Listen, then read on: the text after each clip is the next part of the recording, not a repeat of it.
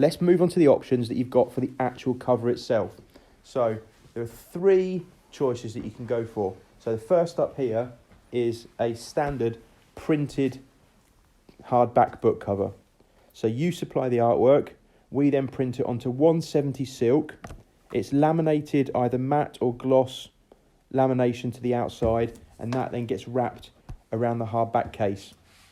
So you can send over entirely bespoke artwork. It's great for photography, it's great for imagery, illustrations work particularly well, anything like that really. You supply us a PDF, we print that off. We go for 170 silk because it's a resilient paperweight that lends itself to the rigours of case binding. Any thinner and it might fracture, any thicker and you wouldn't actually be able to, it wouldn't be malleable enough to be able to go around the case. So 170 is perfect, and because there are a number of processes that take place during the binding, we do recommend lamination. Honestly, just laminate the front cover. It takes away any chance of scuffing, of the ink cracking. Gloss lamination is obviously going to give you a sheen, like the Frank Bowling ones here.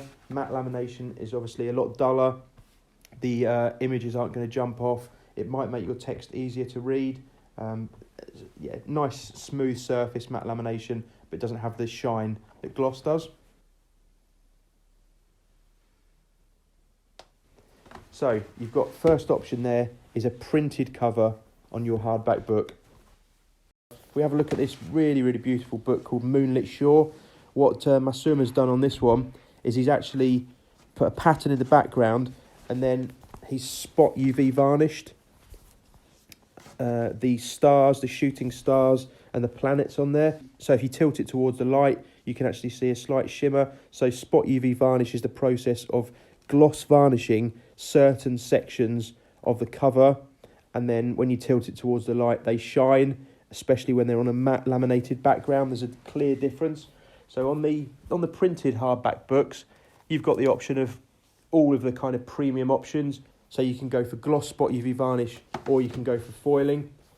Embossing and debossing aren't available on hardback books just because the 2.5mm thick hardback cover itself is too hard to push through. So you can't emboss or deboss, but you can spot varnish and you can foil.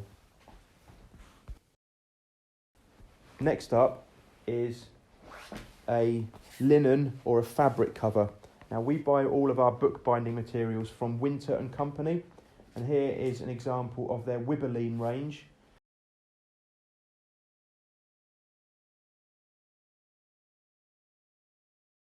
So there are 6 different textures within the Wibberline range. You can see hundreds of colour choices. You can choose buckram, which is a slight sort of point prick off the page. Fine linen is like a linen finish. Satina is vertical lines. Flute is slightly thicker vertical lines. Natural is more of a just sort of a flat surface. Really nice. Natural, you've got, what have we got there? Natural there, you've got 40, 50 choices of colour. So there's plenty of scope. So that we then cut the sheet size to the correct size for your book, and then that gets wrapped around the hardback case. So this is a really eye-catching way of producing a high-end book with a linen or a fabric style finish. So you notice it straight away when you pick it up. It's got a bit of texture to it, feels really premium. It's a really great solution.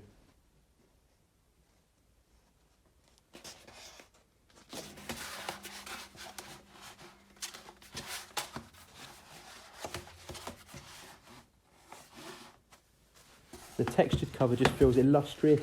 It feels classy when you lift it up. You rub your hand over it. It just feels high end and premium. This is a really good solution if you want your book to really stand out. Now, the next decision that you have is how do you add content to these covers? Well, the Wibberline and the materials from Winter&Company aren't printable. So if you want your logo or you want some graphics or a title put on there, then the only way to get that on there is by foiling. So we've got a couple of books here, The Pram in the Hall and East London at Dawn, and both of those have foil over the top of the material from Winter&Company, so it just pushes slightly in there. You really have to kind of dig deep with these foils to actually get it on there because of how coarse the materials are. So it also has a slight debossing effect. which is quite nice. So you rub your hand over it and it just sits in to the texture of the paper a little bit. Very, very striking again, and just oozes class. Really, really nice. So I'll put up a graphic now of the foil choices. If there's something you want, there's a couple of hundred again to choose from. Let us know, because it's a very specific foil that we have to use for this, like I say, because of how coarse the material is. But there are plenty of choices. So this material can't be printed. So really you are limited to kind of a simple logo or some text. You're not going to go for fine illustrations on this or vector graphics, because the foil, it's just not going to work with those. The detail's going to be too fine. So bold text and bold shapes works really, really well. Vessel here shows what can be achieved with a simple, and I'll stress simple, vector graphic foiled on the front cover of the linen material. This is buckram, I think, because it's got the slight point prick coming through. So if you keep your logo simple, we can foil more than just the text on there. This works really well. It's a striking shape. There's an emblem inside, and the gold foil, we've been able to dig really deep onto the black. So it's a really nice contrast between the gold foil and the black buckram background. That's very, very effective. It's a good option.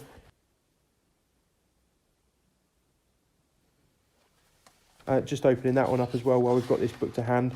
Really, really nice end paper with the picture of the eagle or the bird sweeping down, and the flowing white line across there to add a bit of motion. Beautiful book, this one, with cracking illustrations. Craw is a tattoo artist, and these are some of his finest works.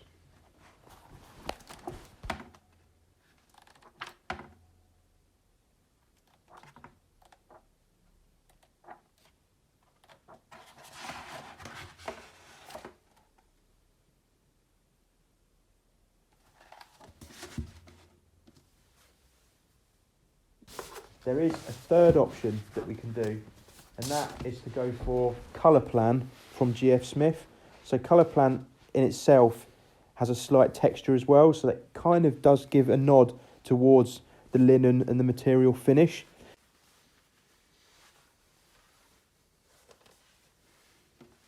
Colorplan obviously is a high-end premium paper, the Rolls-Royce of papers, you might say. There are 50 or 52 colour choices, I think. And actually the brilliant thing about the Colorplan range is that there are 25 textures and embossings that you can choose as well.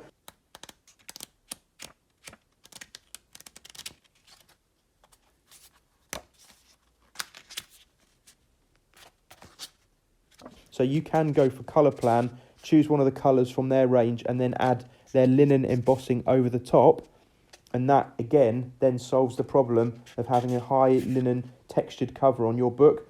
And then they are printable, because Colorplan is printable. It'll go through our digital press and it'll go through our litho press.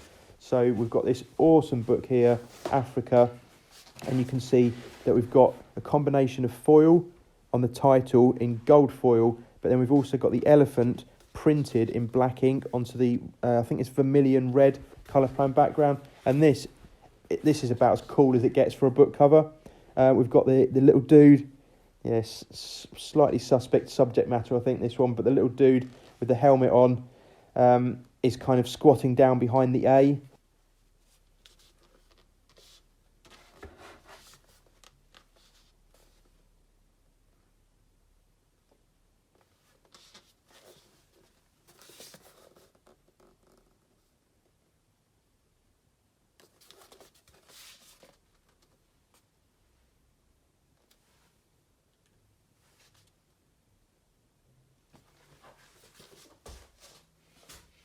We'll move on to this one, which is an altogether more user-friendly subject matter, all about the British primitive goat. Now, this is an awesome book. I think it was for a final major project. If you open it up, we've got curious metallics galvanised for the end papers, shiny silver end papers, which goes really, really well with the silver foiling on the front cover. So this is Cool Blue Colorplan, one of the colour choices from Colorplan. Cool blue, and it's got silver foiling. So if you're going to go for foiling on the front cover, I don't think you have to reinvent the wheel. Just go for the title. I mean, it's simple and effective. It lets people know when they pick the book up from the shelf what the book's all about, who wrote it, put your name on there, put your name and the title on the spine. It doesn't have to be all singing, all dancing. Just put the title on there. It's just as effective. If you've got a small vector logo, that will work as well.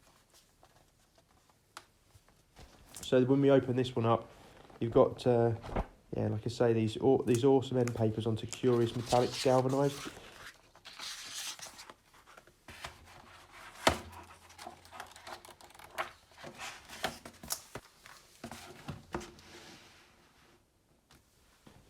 If we go on to talk about end papers a little bit now, so you've got the option of basically going for Colorplan end papers are really good, really striking. You can see on this book here, we've got Colorplan end papers.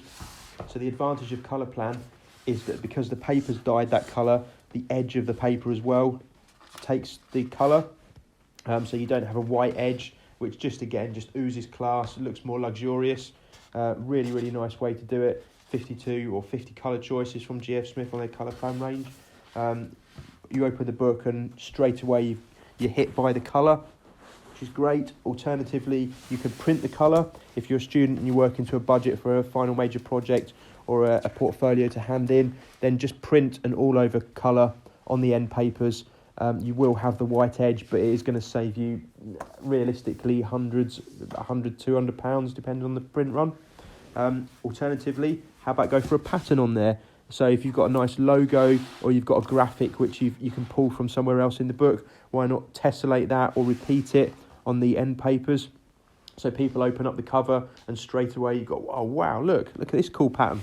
It just, I don't know, maybe it means people are going to carry on reading the rest of the book after they've seen a cool pattern there. So your front cover onto Colorplan allows it to be printed, gives you more flexibility. So in theory, you could go for one of the lighter Colorplan shades and then you could print an image on there. I'm not sure why you'd do that because I'm guessing the image would cover the Colorplan, so you're probably better off choosing our house paper instead rather than paying a lot more and then covering it anyway. Does that make sense?